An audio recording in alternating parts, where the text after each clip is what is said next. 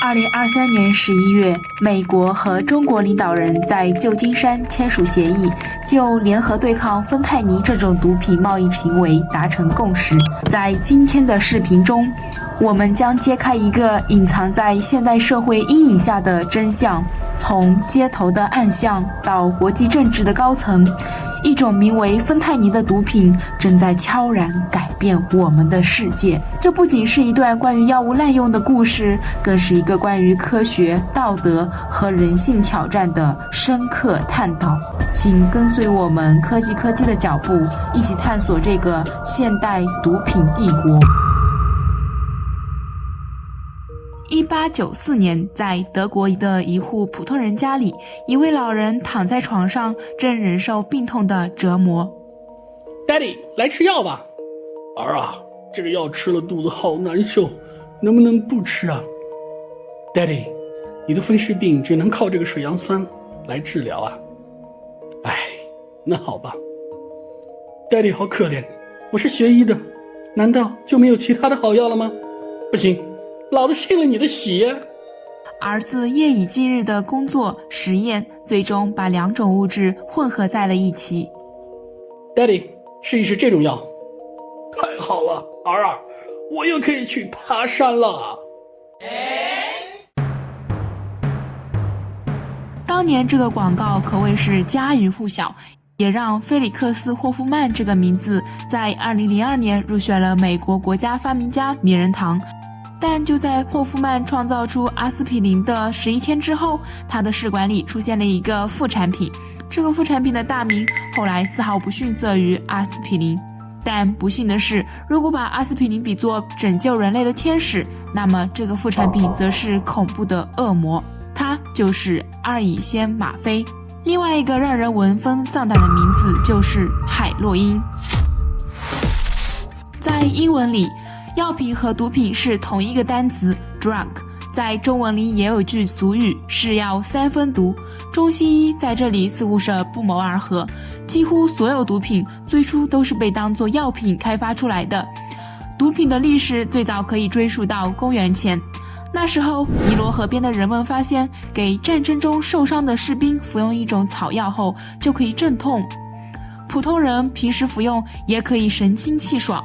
到了公元7世纪，恒河边的人们会把一种叫做 Blanc 的植物制成饮料，在祭祀神灵的节日上享用，喝完以后会让人产生飘飘欲仙的快感。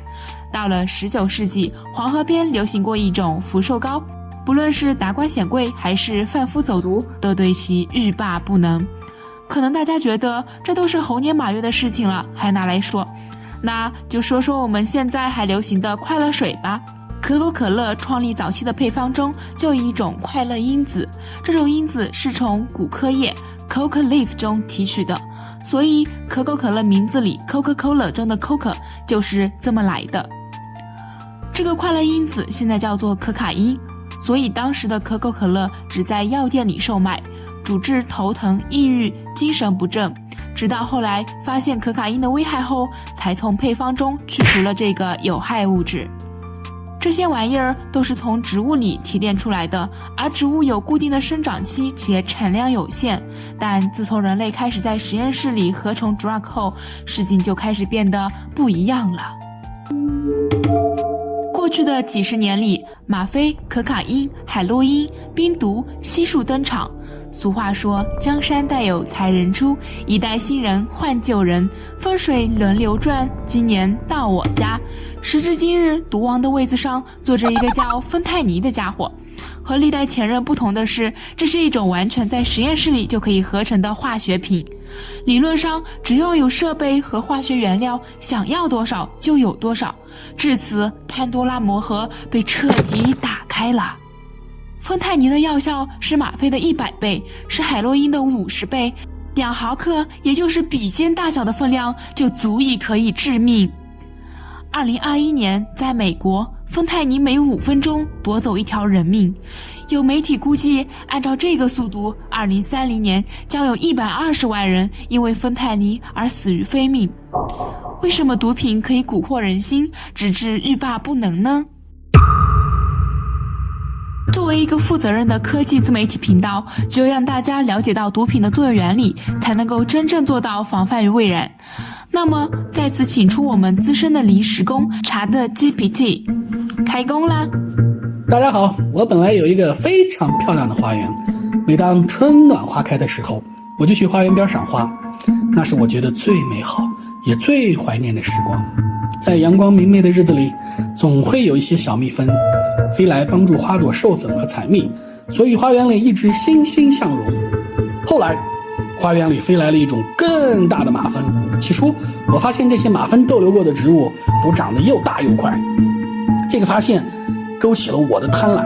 我在想，既然这些马蜂可以缩短花期，那多找些马蜂来，那花开得更多更快，岂不是美滋滋？于是我就让很多的马蜂进入了花园。起初果然是花繁锦簇，然而好景不长，我发现花园里的小蜜蜂逐渐灭绝了，花朵不但没有一直增多，反而越来越少。这个时候我才看清楚，这些大马蜂不光吃花蜜，它们凶狠起来连小蜜蜂也吃。等小蜜蜂吃完了，穷凶极恶的马蜂们就开始疯狂地啃食花朵和植物。现在我的花园变成了这个样子。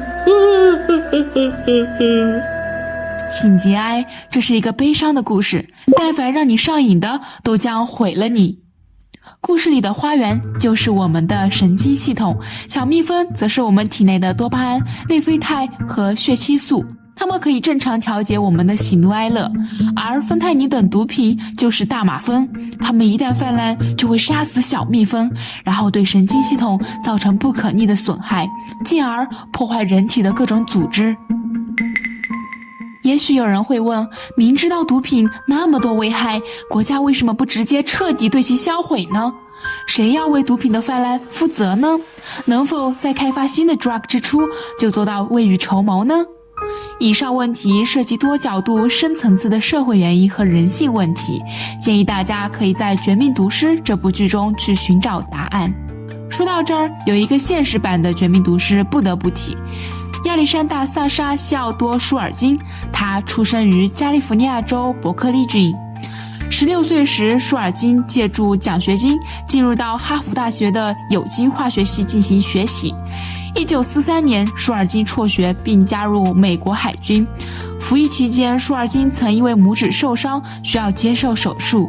术前，他通过一杯果汁喝下了具有催眠效果的镇静剂。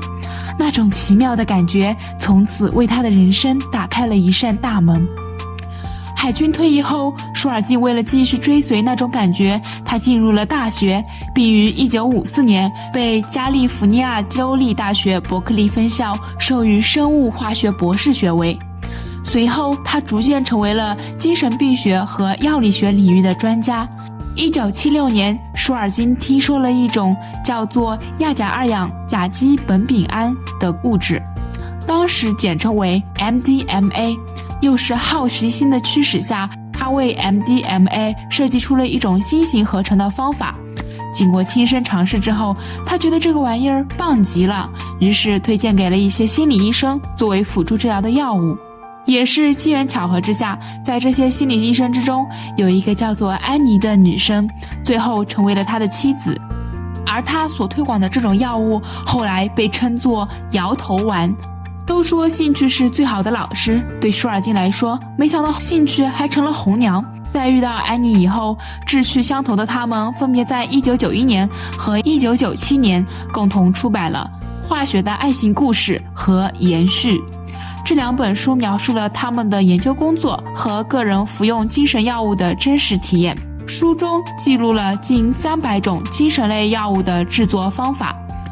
这就像是玩精灵宝可梦的游戏，玩家每获得一个新奇的精灵，就会把它加入到自己的怪兽图鉴里一样。后来这两本书助长了精神类药物的泛滥，也就是从那时开始，舒尔金在业界被称为迷幻药物教父。最后，每个人天生都有好奇心，只不过有些小孩好奇心特别强烈，他们长大以后就成了科学家，就像爱因斯坦和奥本海默。如果他们知道核物理可以制造原子弹，估计就会收敛起自己的好奇心了。但核物理也可以造核电站，因此科学没有错，错的是人性。所以毒品问题始于人性，也只能终于人性。